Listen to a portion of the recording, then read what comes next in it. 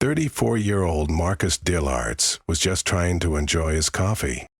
The rooster had crowed, the dogs had already chased off a squirrel, or a hallucination of one, and the Texas sunrise had painted the skies over Limestone Creek in shades of orange and gold, like the state flag itself had taken a brush to the clouds. All was good, until he saw it. A full-blown, red Kenworth semi-truck, parked sideways, crossed the only gravel road that led from his house to the main road. The thing looked like it belonged in a logistics depot, not across the driveway of a sixth-generation rancher. And it wasn't just parked. It was positioned, like someone had backed it in with the express purpose of blocking all movement in or out of his property. Marcus stared for a moment, blinking into his coffee like maybe he'd spiked it by accident. Still sober. Still Texas. Still stuck. He grabbed his boots, his phone, and Ellie, his ever-faithful cattle-dog mix, with a PhD in mischief, and walked the half-mile down the gravel path to the source of this mechanical blockade. That's when he saw it. In bold white letters taped to the side of the truck. This access road is hotel property. Trespassing is prohibited. Cheryl Whitmore, HOA president. Marcus blinked, then laughed out loud, because this wasn't a joke. This was Cheryl. Cheryl Whitmore, age 62, self-declared protector of neighborhood standards, four-term HOA president, owner of a tiny bulldog named Sir Winston Barkhill, and an ego roughly the size of this semi. She had been after Marcus for years. She didn't like the goats. She didn't like the chicken coop. She especially didn't like the hand-painted road no other. No OA. Sign Marcus had nailed to a post 3 years ago after a series of passive-aggressive compliance notices started showing up in his mailbox. But this was a new level. She had blocked a legally recorded private drive with an 18-wheeler. Marcus called her. "Cheryl," he said slowly, keeping the Texas calm in his voice. "Marcus Dilliard," she said sweetly. "I see you've noticed the vehicle. Safety measure. Community access roads must be protected." "Access road. Cheryl, this is my driveway." It was. The HOA has recently revised our boundary maps. Huh. You can't revise land ownership with a Xerox machine and a Crayola marker. She sniffed. "Maybe it's time we discuss your attitude toward collective living." He hung up and dialed his attorney.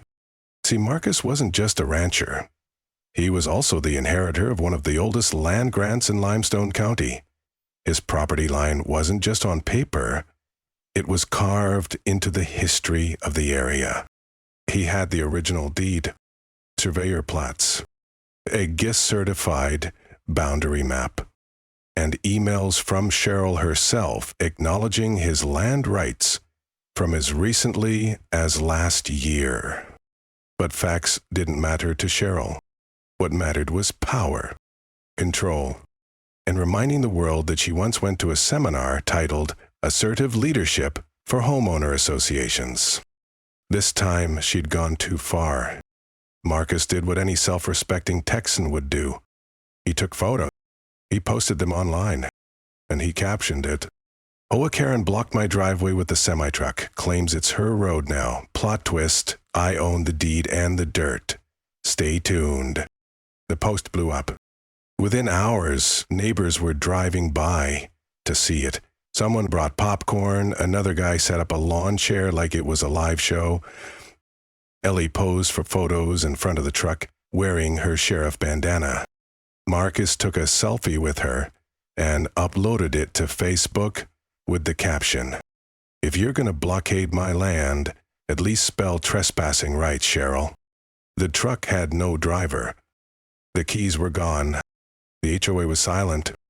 But Marcus, he was just getting started.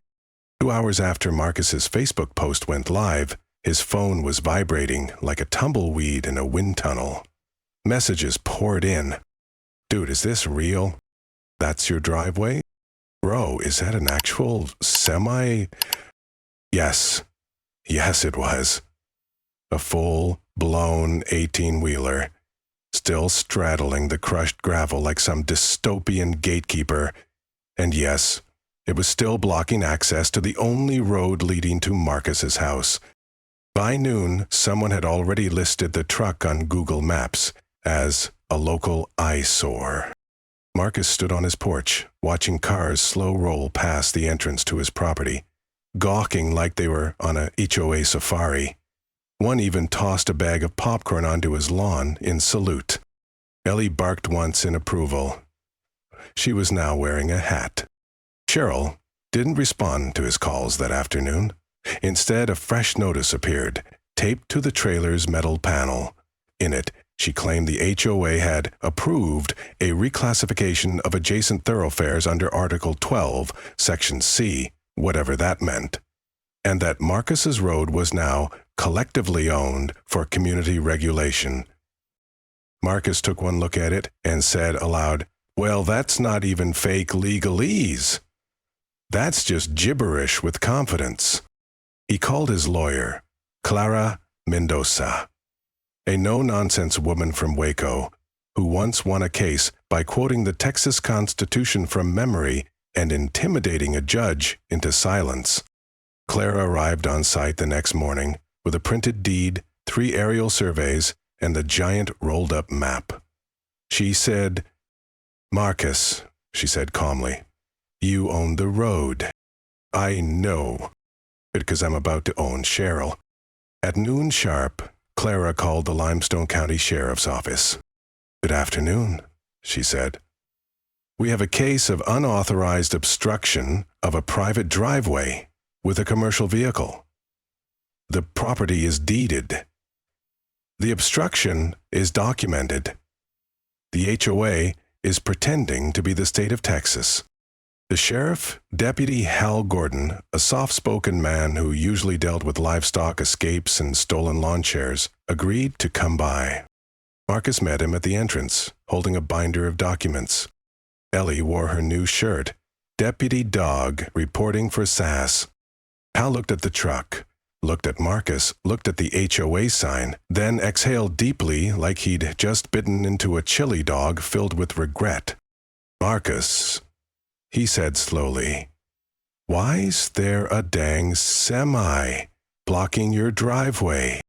"John, that explains it." They walked the property line together. Clara pointed out boundary markers. Hal nodded along. Everything lined up. The road was legally Marcus's. The HOA had no claim, none, nada, zilch. Then Cheryl showed up. She marched down the trail wearing her trademark sun visor, oversized sunglasses, and righteous indignation like it was perfume. "Sheriff Gordon, thank goodness you're here," she said, voice shrill with manufactured concern. "This man is infringing upon the community." Hal raised an eyebrow. "Ma'am, he's standing on land he owns. That road is communal.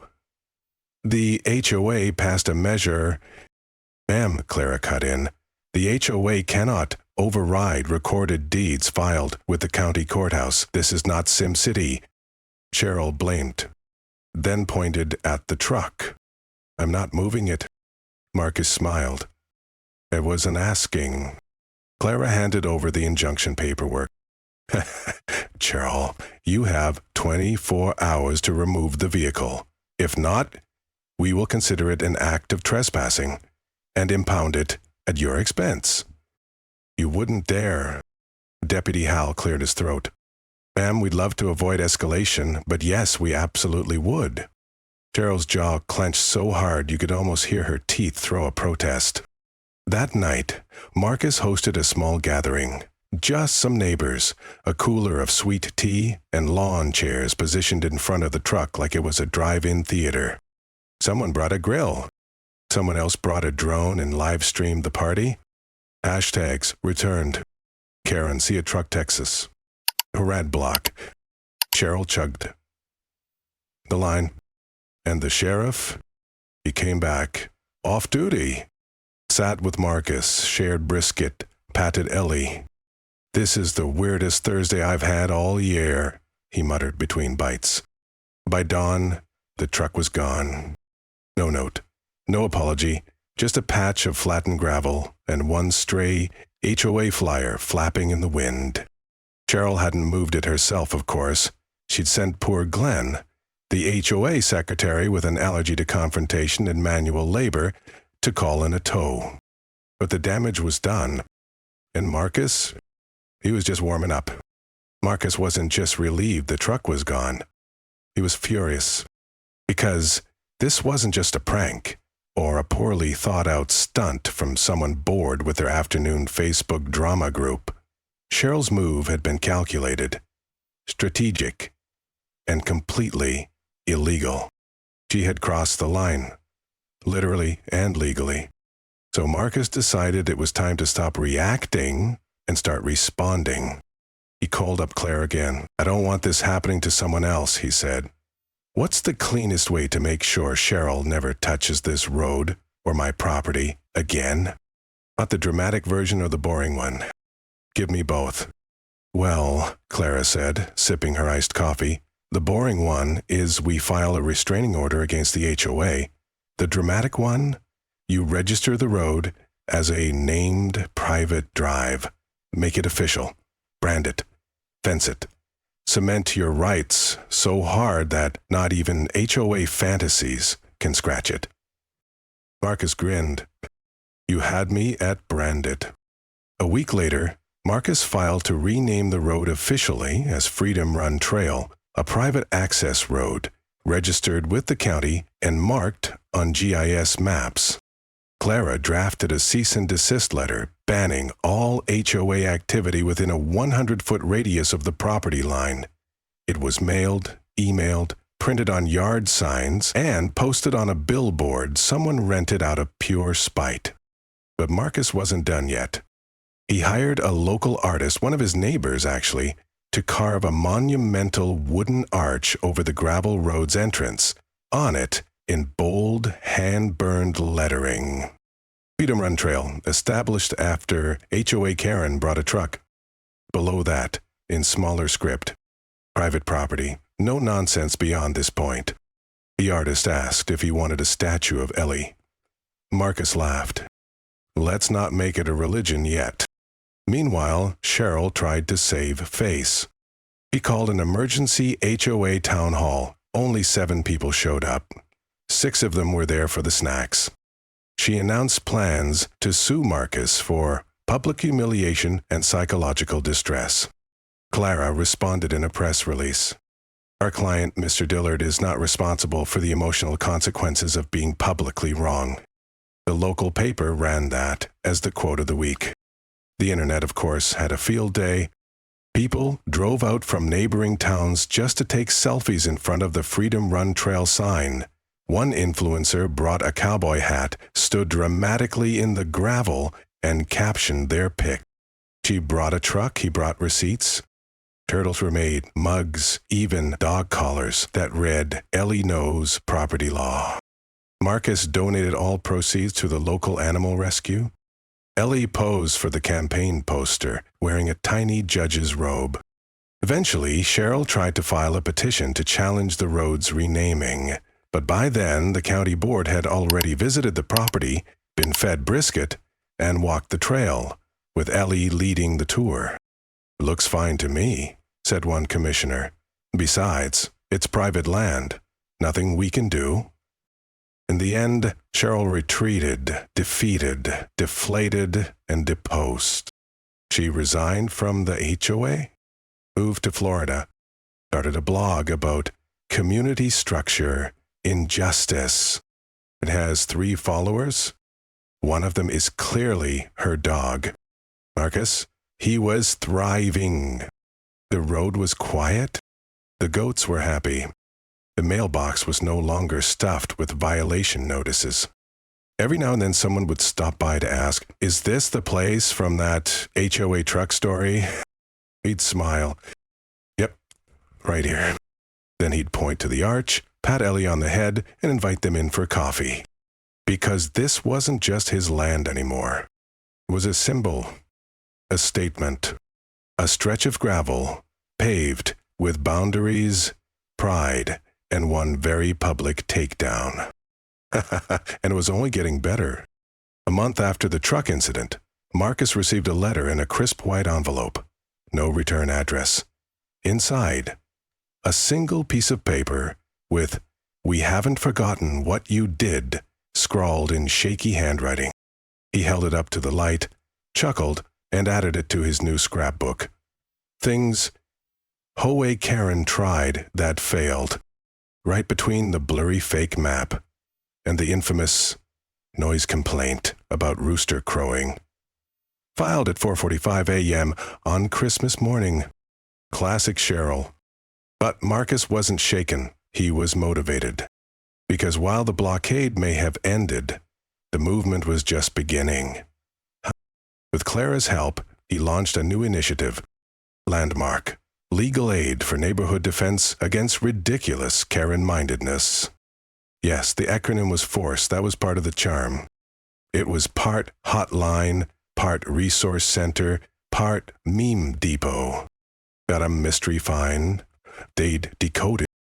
HOA threatening your tomato plants, they'd help you draft a letter. Kieran claimed your backyard hammock violated community spirit. They'd send a printable banner, "Spirit this." Within weeks, the inbox was flooded with stories from around the country. A man fined for parking his canoe too upright. A woman told her front door color was aggressively optimistic. A vet ordered to remove his flagpole due to pole envy from neighbors. Marcus read every one, and every time he did, he felt it. The same fire that had led him to stand toe-to-toe with Cheryl and her semi-truck blockade. This wasn't just about land. It was about the principle of ownership, about the dignity of personal space, and about reminding overzealous HOA boards that control ends where property lines begin. Meanwhile, Freedom Run Trail had become something of a tourist attraction. School buses came by for field trips. Teachers turned it into a lesson on land rights and civil disobedience. There was even a coloring book printed with Ellie in various poses of courtroom victory. Marcus installed a small visitor kiosk with pamphlets, free stickers, and a QR code leading to the original Facebook post. Next to it stood a plaque. This road was once blocked. Then it became a path forward. The county even honored Marcus at their annual heritage event. Limestone County Pioneer of the Year, they called him. He wore a bolo tie for the first time in his life, smiled awkwardly for pictures, and thanked Ellie in his speech. Ellie sneezed on cue.